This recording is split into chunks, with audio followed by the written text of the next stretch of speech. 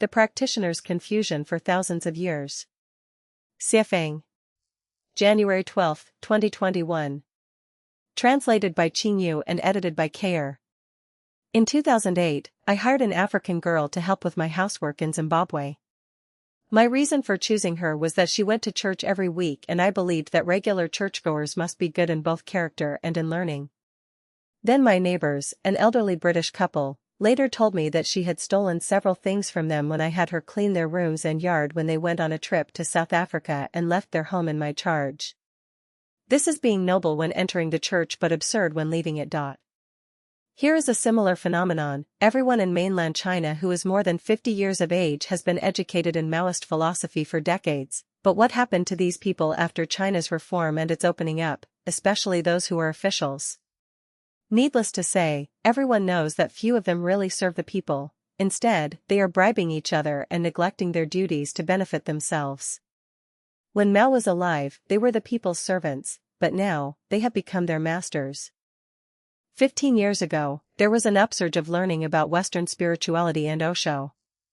The situation at that time can be described as the birth of masters like bamboo shoots after a spring rain. Talented people appeared frequently on the web, everything they said were all spiritual contents, and all of a sudden there was the prospect of creating a new world, but then, 10 years later, the ebbs and flows of the tides disappeared.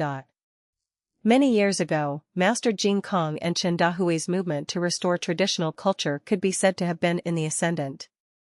For a time, traditional culture seemed to be making everyone become like Yao and Shun, like saints and sages.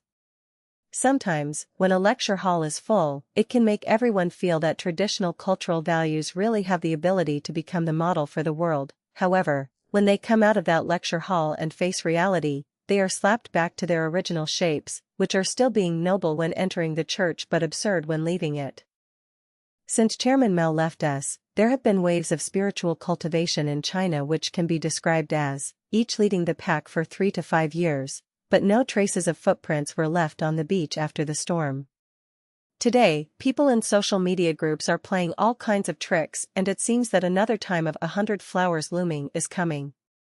Masters and experts are born like crucian carp crossing rivers, all sitting straight and seriously, preaching like bodhisattva, and feeling that everyone is drunk but I alone am sober, and they talk about love, awakening, perfection, healing, Buddhism, Taoism, emptiness, and hearts, which all seem reasonable, and might even have profound insights.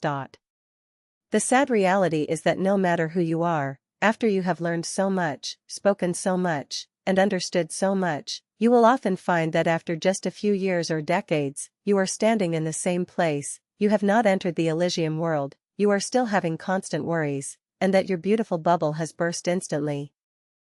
This is the confusion of the practitioner for thousands of years. The problem is that you did not build a life and a life program according to what you have learned and wanted. Without the guarantee of the program, you were quickly, or even instantly, beaten into a prison of trouble by the cruelty of reality, and you had quickly compromised to reality and further surrendered. At this time, you can only sigh. Once you get into this world, you have to deny yourself more or less.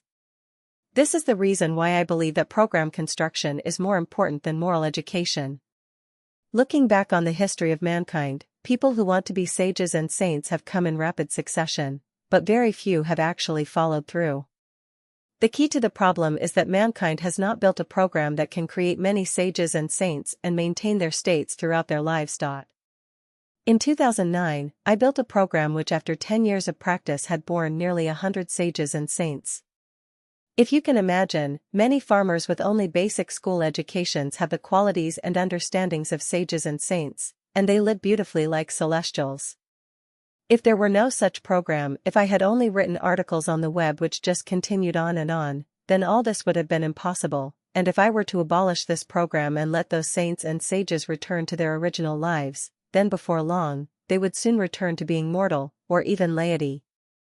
So, I want to tell every practitioner that even if you study online all day and if you have learned something that can be taught to others, if you do not build a program and that supports it, then with only your preaching, it will all come to nothing. If the African girl whom I talked about at the beginning of this article had been kept in an environment like her church, then she would have never developed a heart for stealing and she would never have stolen. My other example was the phenomenon of official corruption. No matter who you were, once you entered the new Oasis for Life program that I created, you would never become corrupt or accept bribes because the program does not have the soil and conditions to ever make you that way. Practitioners, you must step out of this practitioner's puzzle area, or what you have learned and done every day will have been for nothing, and you will learn that in the end, all your efforts will have been illusions and passing clouds.